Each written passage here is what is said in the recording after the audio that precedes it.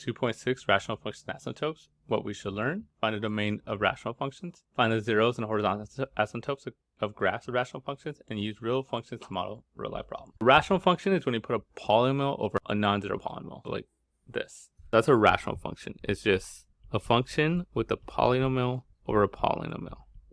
We call that a rational function. Now, what's the domain of a rational function?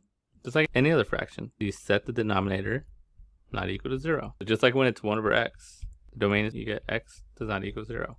That works for any polynomial function. Now, when you have a graph like 1 over x, it looks like this. Just to show you. And two things pop up. When you graph 1 over x, hopefully you notice that there is a vertical line right here. That is like an imaginary line that you cannot cross. That's called a vertical asymptote. And it's a line you cannot cross. But there's also a horizontal asymptote right here. That's actually treated very differently. You can cross it. You don't always do. A lot of times you don't cross a horizontal asymptote, but you can. What the horizontal asymptote does is it tells you what happens at the endpoints. That's all horizontal asymptote does. It lets you know what happens at the endpoints. Happening at the edges, the horizontal edges. What happens at infinity and negative infinity. That's what horizontal asymptote tells you. You could cross it. You don't cross it all the time. Most of the time you don't cross it. But what it does do, it tells you what happens at the endpoint. Like here, what happens if you go infinity or negative infinity. That's what horizontal asymptote does. Lets you know what's happening at the endpoint. Vertical asymptote lets you know what values you cannot cross. If you look here, there's a horizontal asymptote at 2. If you look at as it keeps on going, it's going to get closer and closer to 2, both directions. But they cannot cross the vertical one at -1. Over here, there's no vertical asymptote, but there's a horizontal one at 0. If you look as you go both edges, as you get close to 0, it's getting close to it. This one has a vertical asymptote at 1. Notice nothing crosses it. Horizontal 0 again. As you get close to 0, both sides equals 0. So how do we find horizontal vertical asymptotes? I generally find horizontal asymptote first, and we do that based on the powers. If the top power, the numerator power, is greater than the bottom power, there is none. No horizontal asymptote. Now, there's a special case where the power is bigger by 1. We'll get to that, but in general, if the top power is bigger than the bottom power, there's no horizontal asymptote. For example, if I give you y equals x squared plus 1 over x minus 3, the top power is bigger than the bottom power. There's no horizontal asymptote. There's actually a special case sign asymptote there, but we'll talk about that later. What happens if the bottom power is bigger than the top? Then you have one at y equals 0. For example, if I flip that, the bottom power is bigger now. We have an asymptote at y equals 0. That'll be our horizontal asymptote. And if they're the same, bottom equals top, in that case, you look at the ratio of coefficients. If I give you, let's say 2x minus 1 over 5x plus 3. The powers here are the same, so we look at the ratio. So my horizontal would be at y equals 2/5. So that's how I found horizontal asymptote. I think it's easy besides knowing the process. The math itself is easy. You don't have to solve anything. It's just, oh, top's bigger than bottom? None. Bottom's bigger than top? 0. They're the same as the ratio. How do you find the vertical asymptote? Same way you find the domain. Vertical asymptote, you just set the denominator equal to 0. Domain is not equal to 0, but denominator equal to 0. Because you're trying to figure out where you could not be. That's all it is. If you want to find the vertical asymptote, set the denominator equal to 0. That's it. So let's do an example. Find all the asymptotes of each function. I always find the horizontal one first, and we'll find the vertical one. So the horizontal asymptote here, the bottom power is bigger than the top. So y equals 0. Done. The vertical asymptote, we're going to set the bottom equal to 0. So we get 3x squared plus 1 equals 0. Solve it a little bit. Divide by 3. X squared equals -1/3. You square root it, and then you're going to get an imaginary number. So that means you have no vertical asymptote. If you get an imaginary number, that means there's nothing you can plug in that's to make this bad. That means no vertical asymptote. This one has horizontal one at 0, but has no vertical asymptote. The next one, B. So first thing, horizontal asymptote, always do that first. Horizontal, they match, so we're going to take the ratio. Ratio here is 2 over 1. The coefficient of the top one is 2, coefficient of the bottom one is 1. This y equals 2. There's my horizontal. Vertical, we're going to set the bottom equal to 0. X squared minus 1 equals 0. X squared equals 1. Square root it. X equals plus and minus 1. We actually have two vertical asymptotes. X equals 1 and x equals -1. Here we have two vertical and one horizontal. Now we have vertical and horizontal asymptotes. Next, we could talk about holes in the graph. Sometimes you have a graph where it has a hole in it. It's kind of like this. Where do you get holes from? This is from cancellations. How do you find a hole in the graph? You find a cancellation. You have to factor and cancel. So let's do a quick example. Let's say I gave you y equals x plus 3 times x minus 2 over x minus 2. So these, since they're factored, I could cancel these out. Again, they're both factored. There's implied parentheses. These would cancel out. My whole would be at x minus 2 equals 0. You get x equals 2. If you want to find the y value, just plug it back into the equation. So we get an equation that's y plus 3 I'm going to have a hole at x equals 2, but if you want to find the y value, when everything else canceled out, that's what's left over.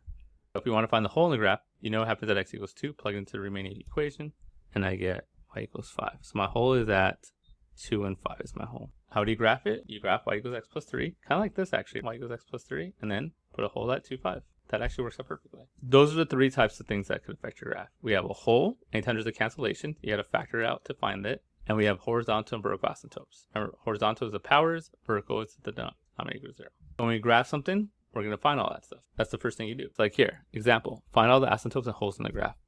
The way I do this is horizontal asymptote first, because that's the easiest, just the powers. Next, you want to find the holes in the graph. Very important. Holes are next, and then vertical asymptotes last.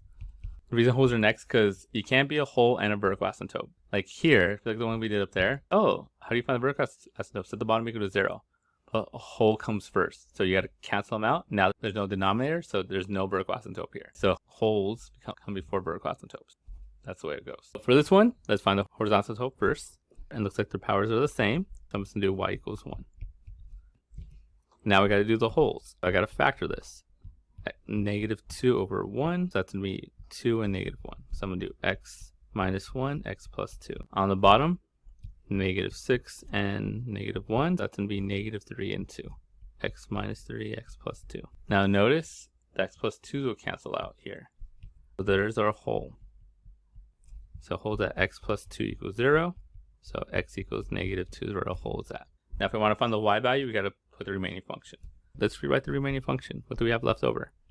Y equals x minus 1 over minus 3. That's the remaining function. The horizontal has not changed. It's still y equals 1. Now our vertical is the remaining function. Our vertical asymptote is take the bottom, set equal to 0. I get x equals 3 is my vertical asymptote. And if I want the point for the hole, like the complete point, I could plug it into this guy. It would be y equals negative 2 minus 1 over negative 2 minus 3. You get negative 3 over negative 5, which is 3/5. If you actually want the whole point of the hole, it's going to be negative 2 and 3/5. That's where the hole is at. That's horizontal, that's the hole, and that's the vertical. Okay, the next one, find a function's domain, vertical asymptote, and horizontal. So we have this one. We're just going to do this real quick. The domain I'm going to do last, because I got to find the horizontal first. Let's find the horizontal asymptote first. Look at the powers, they're the same. We'll take the ratio. Y equals 3 over negative 2. Or just y equals negative 3 over 2. There's my horizontal asymptote. The vertical asymptote. Now again, vertical asymptote and the domain are essentially the same thing, basically. The way we find vertical asymptote, so the denominator equal to 0. We're going to go 0 equals negative 2x cubed plus 18. And then we're going to solve. I'm going to add the 2x cubed to both sides. I get 2x cubed equals 16 divided by 2.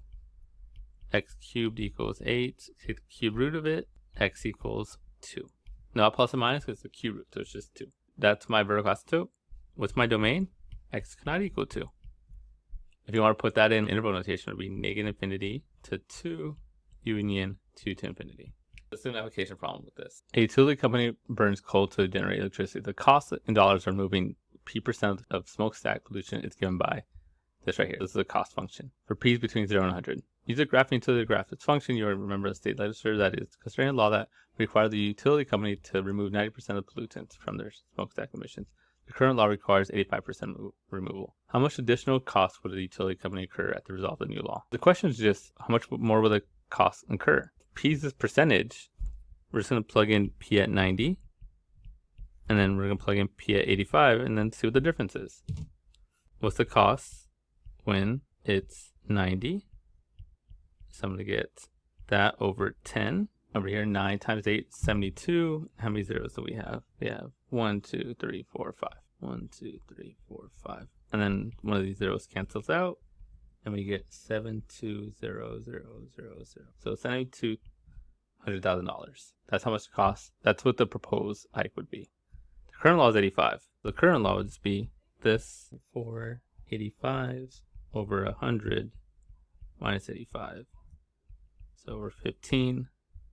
Let me use a calculator. It's going to be 6800000 divided by 15. I'm going to get 45333.33. That's the old law. We want to figure out what's the difference. Let's subtract these two. 72,100,000 minus current answer. When you get about 674. So that minus that 674,666.67. A whole lot of money the new law would cost. good. Don't pollute our world. Anyway, that's the lesson.